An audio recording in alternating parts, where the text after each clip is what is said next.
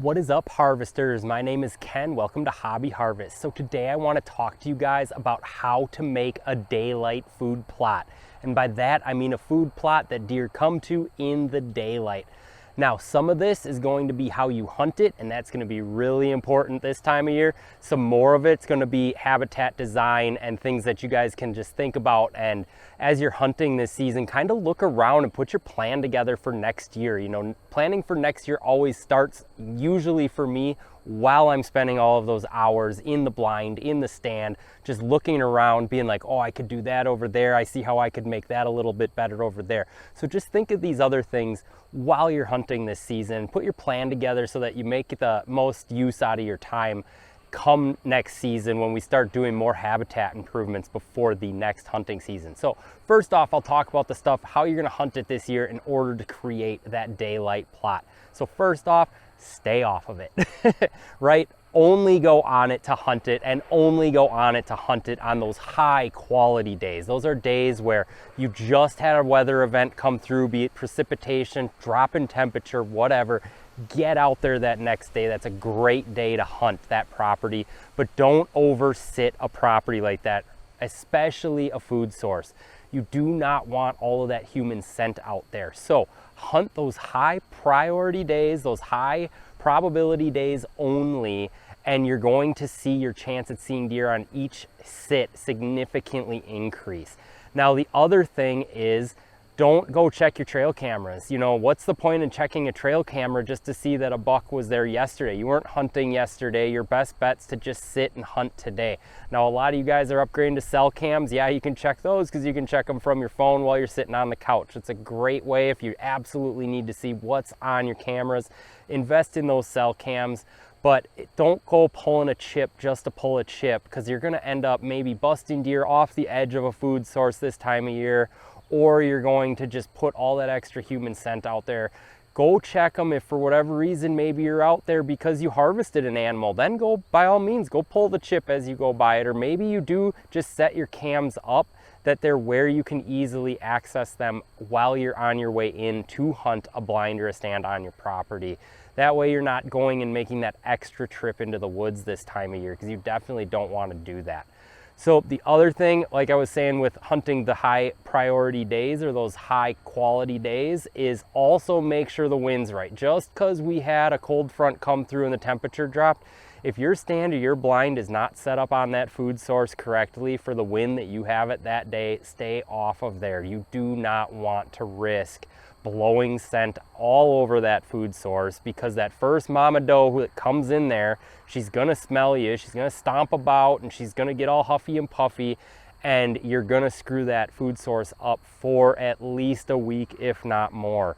So be very careful with those things. Just be a good hunter. We all know these things, I think, and for those of you that don't, I'm glad I can share them with you, but just, it pays to be reminded. Just make sure you're doing them. I know we're all real antsy, you know, the season's about to start, we want to get out there, but just make sure you're utilizing those high quality days on those food sources, especially if you want them to stay daylight food sources throughout the season. So then I'm gonna get in now to the habitat management stuff. So I talk about this a lot. You definitely want planted in that plot a diverse plot. You want a lot of different things growing in there. You do not want a monoculture growing in there. And the reason for that is because at any given time of the year, any week, one of the plants that you planted in that plot could be more attractive to the deer than the other ones. And so that gives you just more shots in the dark of which one is going to be the most attractive that week to keep them coming back every single week throughout the entire season. Now, every single night, those deer are going to go out and they're going to go look for another food source, and you're hoping that they do not find their next favorite food source, because now they're going to start relating to that one in the daylight, and you're going to have the number 2, number 3, however far down you get knocked, that's going to be now a nighttime food source for them, or they may just not relate to it as often or at all anymore. So just make sure you have that diverse food offering in that plot. I tell you guys, I plant 2 strips through the entire plot. So I have brassicas on one half, I have beans, peas, and oats on the other half. And that just helps to make sure I have a big, diverse offering in that plot. Now we're gonna step out from the plot, we're gonna go to the edges of the plot. Now I have switchgrass on the edges of my food plot. You want that feathered edge going into the woods, but more importantly, you want that screening around that food source. If you can put those deer in a safe, secure little bubble, they will come out and eat that food source during the daylight. They will feel secure enough with all of that cover around it to come eat it during the daylight. Now that doesn't just end at that switchgrass. I mean, it can if you're in like a big open field, but if you're in more mixed terrain like I am here, or you're in like say big woods, what you can do is then put shrubs beyond that. I have red osier dogwoods and willows, yellow twig dogwood. I have box elders that make up that next layer that goes into the woods. And then we just get into whatever's naturally growing after that. Of course, then there's travel corridors, man-made deer trails. I love those man-made routes that make the deer intentionally come onto the plot in areas that I want them to. I talk about how my food plots are shaped too. I'll get to that next. Now that we talked about having that feathered edge that sort of leads that low food plot up to the switchgrass, up to the shrubs, up to the trees. You kind of have that like bowl look if you were to like be up in the air and look down on it. But the other thing is how you shape them. I will say this until I am blue in the face. Shape your food plots in something other than a big open area like a square, rectangle, or an oval. Mine are shaped in something like a boomerang so that if a deer's on this side, it can't see the deer that are on this side. And mine make like this boomerang shape because what that makes the deer do is walk all the way out into the middle of the plot in order to see if there's deer on the other side. That's of course right where the blind is set up, and that's where I have the best shot at them. Because otherwise I know a lot of you guys are probably seeing these bucks stand out on the edge of the plot 50 yards away, depending on how big your plots are, and they look around and they step right back into the woods, or they don't even come out at all. They might stay 20 yards in the woods if you don't have that like thick screen or that thick switchgrass on the edge of your plots. So again, the shape is important. What you plant in them is important. Start feathering those edges.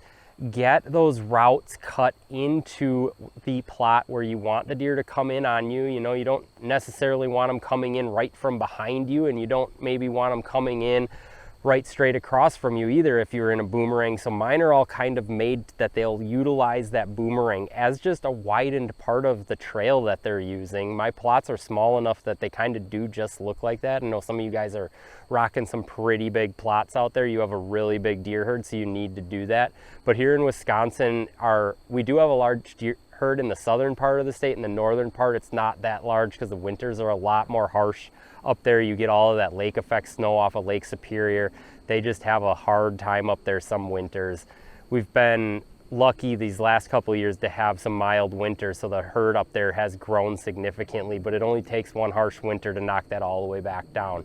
But down here in the south, we have this like mixed terrain here in Wisconsin where we have a lot of like marshland, we have mature woods, we have ag, and it makes those compartments for the deer to kind of each take their own space, so they're not those huge herds that you see in like big ag country like out in the prairie states, or like even down south where you guys don't have the harsh winters to knock the deer herd down.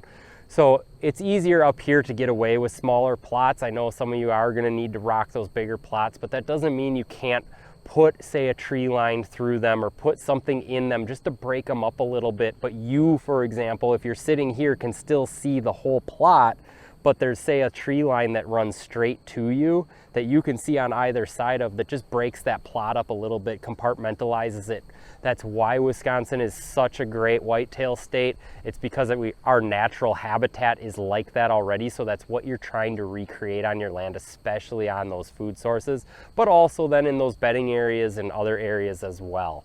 So I hope this helps. You guys feel like you got some value out of this, go ahead, hit that like button, hit that subscribe button, share this video with a buddy, and I'll catch you guys on the next one.